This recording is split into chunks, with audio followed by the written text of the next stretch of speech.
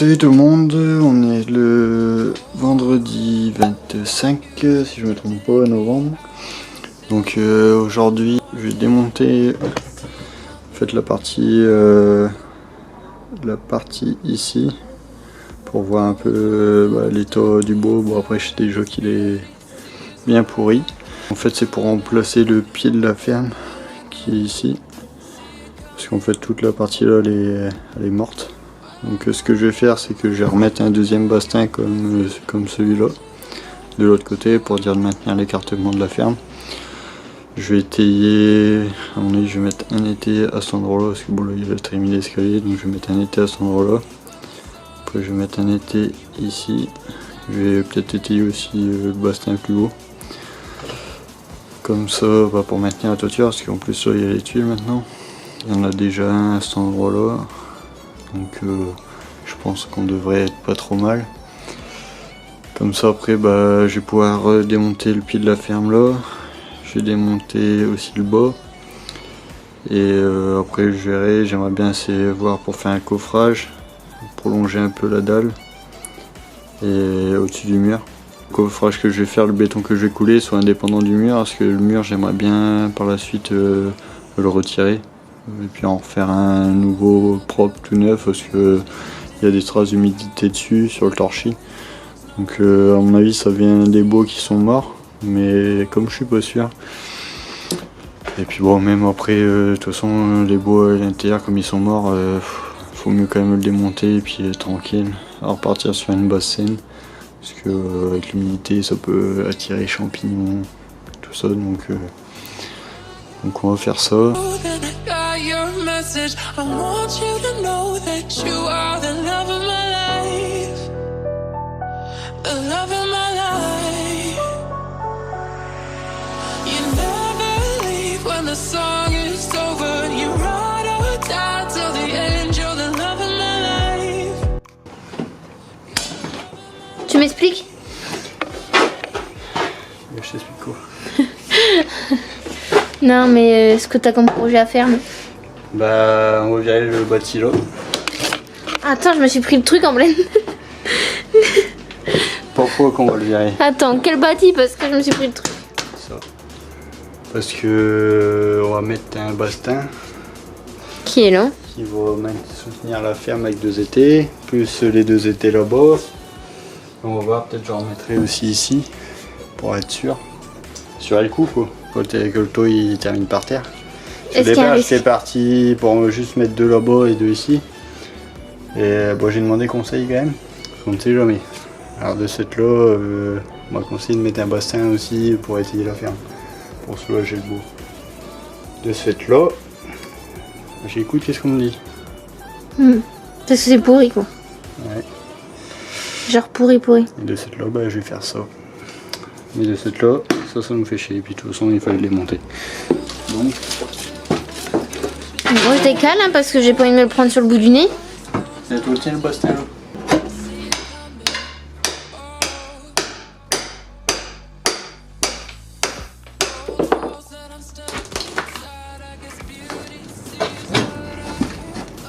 Ça tenait rien.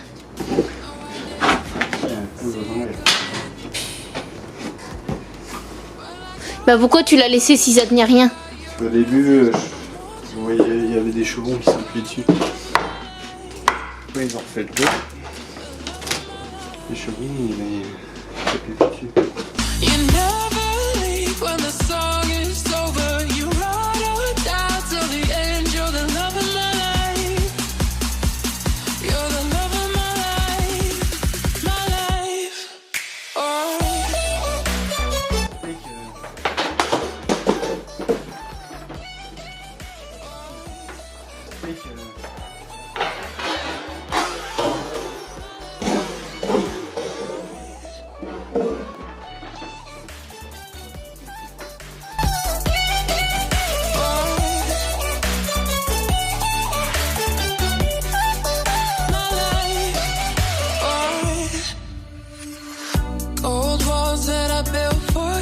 Just to dig me out with silver spoons. No, I didn't see it coming.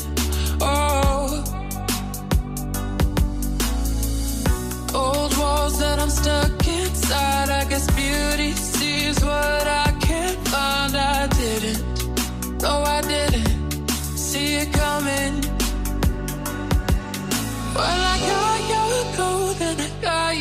message. I want you to know that you are the love of my life. The love of my life. You never leave when the song is over. You ride or die till the end. You're the love of my life. You're the love of my life. My life. Alright.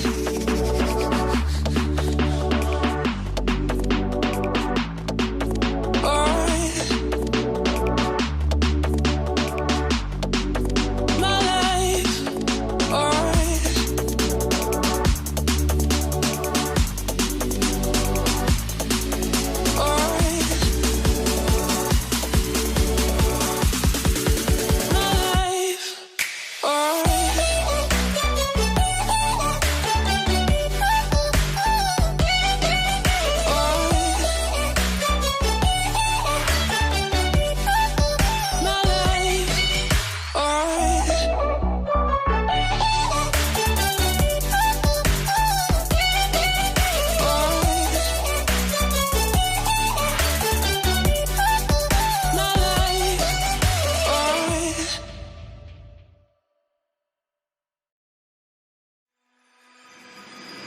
Old walls that I built for you, just to dig me out with silver spoons. No, I didn't see it coming. Oh, old walls that I'm stuck inside. I guess beauty sees what I can't find. I didn't, no, I didn't see it coming. Well, I got your code and I got your message. I want you to know that you are the love of my life.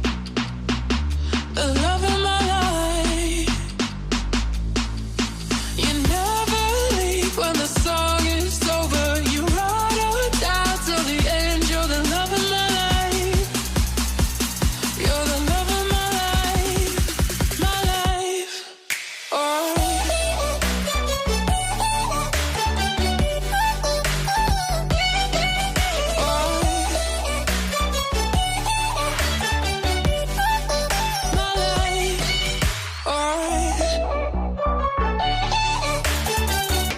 Salut à tous, donc voilà, je reprends aujourd'hui pour continuer le coffrage, la fin de l'adage, je sais pas trop comment appeler ça. Donc là j'ai déjà mis la planche du bas, parce qu'en fait l'idée ça serait que le bout de béton, on va dire, qui rejoint la dalle ici, à peu près ici quoi, au droit, et ben il se porte tout seul. Pour dire qu'après, par la suite en dessous, je puisse retirer le mur. Parce que bon, le mur est carrément déglingué, donc il faudra que je le refasse. Là, je vais tendre le câble entre les deux fermes, là-bas, pour maintenir l'écartement. Et après, je pense que je vais faire des... Parce que là, en fait, on a trop d'hygiène. Donc je pense que je vais souder des bouts de fer dedans,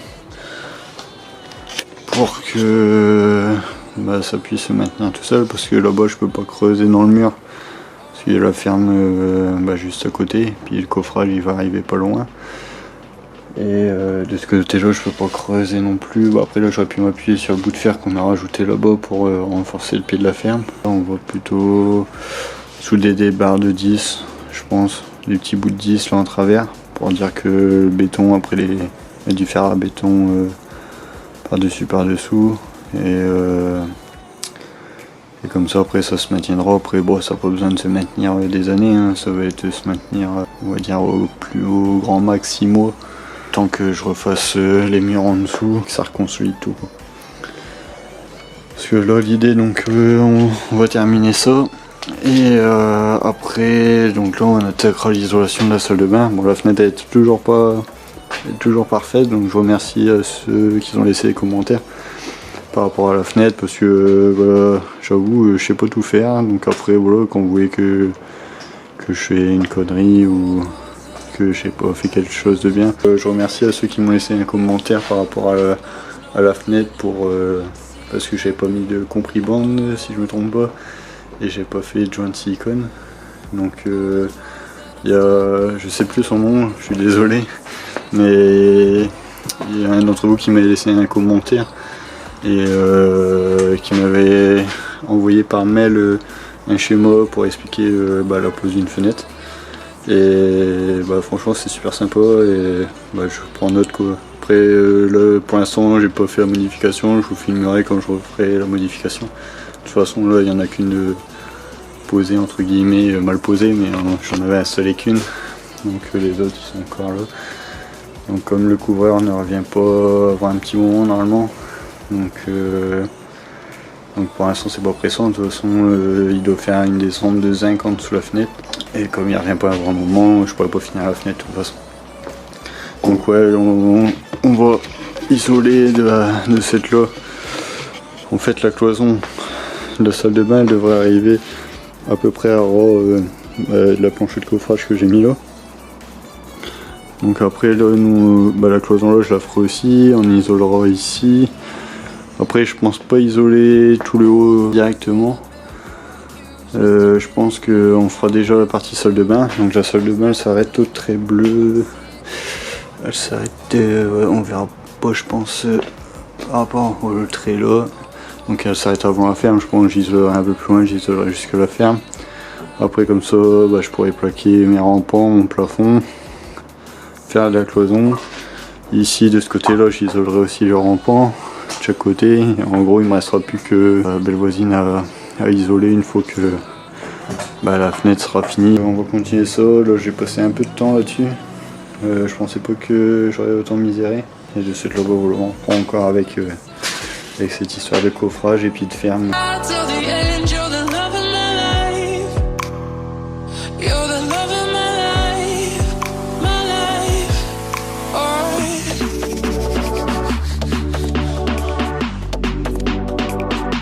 Donc voilà, je reprends là. Donc là j'ai fait 2 traçages pour percer pour pouvoir mettre cette pièce. Pour dire de fixer le câble sur le fer. De ce là j'ai percé avec ça. Donc c'est une perceuse magnétique. Donc ça s'aimante en fait sur les IPN ou sur de la ferraille. On peut percer directement à des gros diamètres. Je vais vous montrer les forêts. Hop.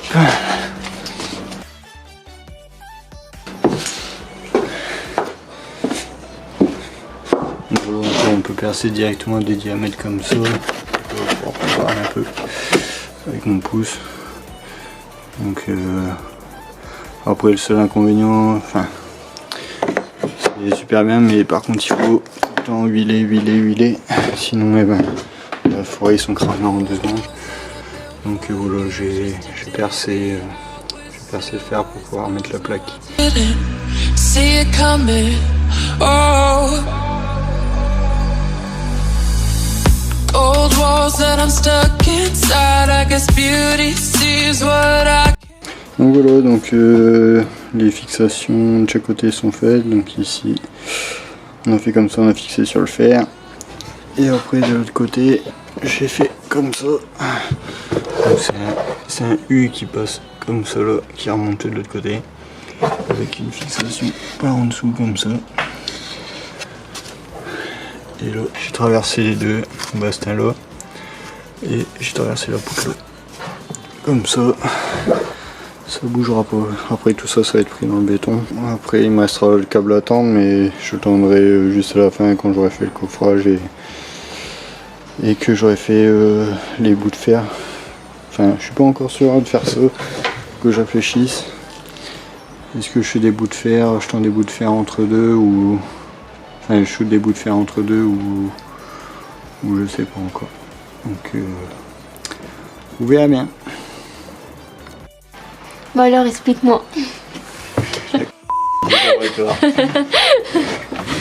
Donc, là, comme j'ai expliqué précédemment, donc là j'ai coupé des petits fers. Après il y en a de différentes tailles parce que en fait ça va un peu en biais parce que celui-là on n'avait pas pu le mettre à l'équerre par rapport au mur de la maison. Il restait un jour je crois là-bas. Ça fait.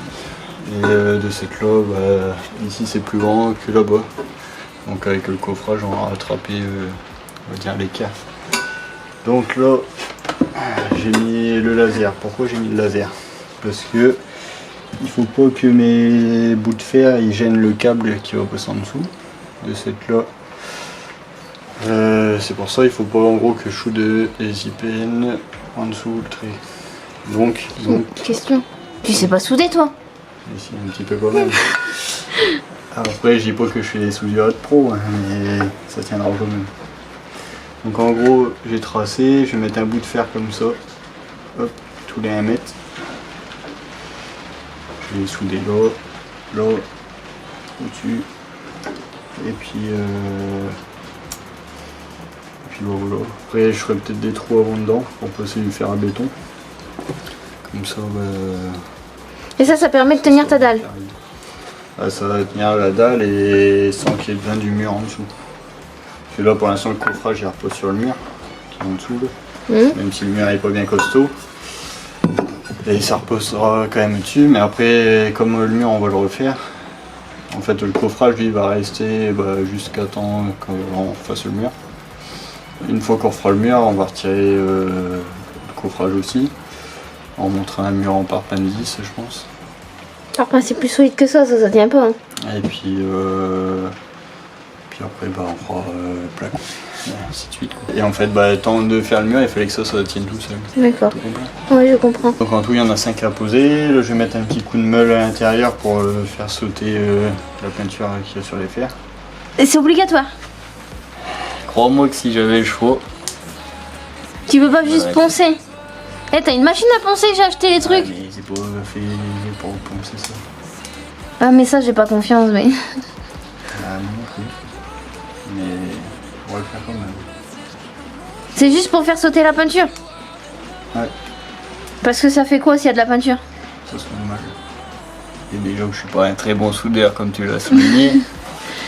Il faut. Eh mais vu que c'est juste un petit peu de peinture, tu peux juste prendre la machine à poncer. La machine à poncer, c'est une machine à poncer du beau et puis du plat, c'est pas une machine à poncer. Bah ouais mais je veux pas que tu prennes ça.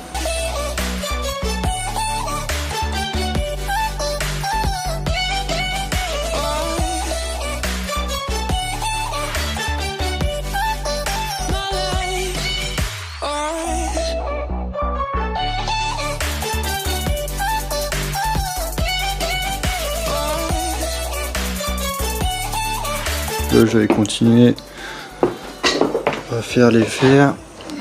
Donc comme je vous avais dit, j'ai soudé en fait les fers de 10 dans le gros fer. Je les ai percés pour pouvoir passer du fer à béton dedans. Là il y en a déjà 4 de faits, il m'en reste plus qu'un fer ici. Avant il fallait que je passe les fers à l'intérieur des trous parce que une fois celui là-bas j'aurais pu les passer. Aujourd'hui j'ai terminé ça, je vais faire le coffrage à la planche qui remonte là. Je vais mettre le câble d'un bout à l'autre et après on pourra couler. Après je vais voir si je fais pas des petites pattes de renfort comme ça en biais pour que ce soit encore plus solide. Moi après là j'ai regardé, je peux monter dessus. Parce que bon, comme je suis pas un super bon soudeur, après ici je ferai tout de suite la cloison aussi une fois que le plat coulé il sera fait. Je ferai la cloison ici aussi, enfin tout le long là. Et après comme ça je pourrais attaquer faïence, écarlage au sol de la salle de bain. Avant il faudra peut-être que je fasse un agréage. Je vais voir, après on me l'avait conseillé pour au cas où si la dalle elle bougeait. Ça serait le réagréage qui casserait au lieu du carrelage. Dites-moi en commentaire si vous verriez un réagréage. Après la dalle est vraiment propre. Hein. En termes de trous, elle est nickel quoi. Il n'y a pas trop de trous. Après de toute façon il faudra faire un primaire dans tous les cas. Salut tout le monde, je vous retrouve en fin de vidéo pour clôturer ce vlog. Donc j'espère que ce vlog vous aura plu. Donc si c'est le cas, n'hésitez pas à t'abonner, à mettre un petit pouce bleu, à activer la petite cloche des notifications pour oublier aucune de nos vidéos qui sort tous les dimanches à 11 h. Et nous on vous dit à bientôt dans une prochaine vidéo. Bye.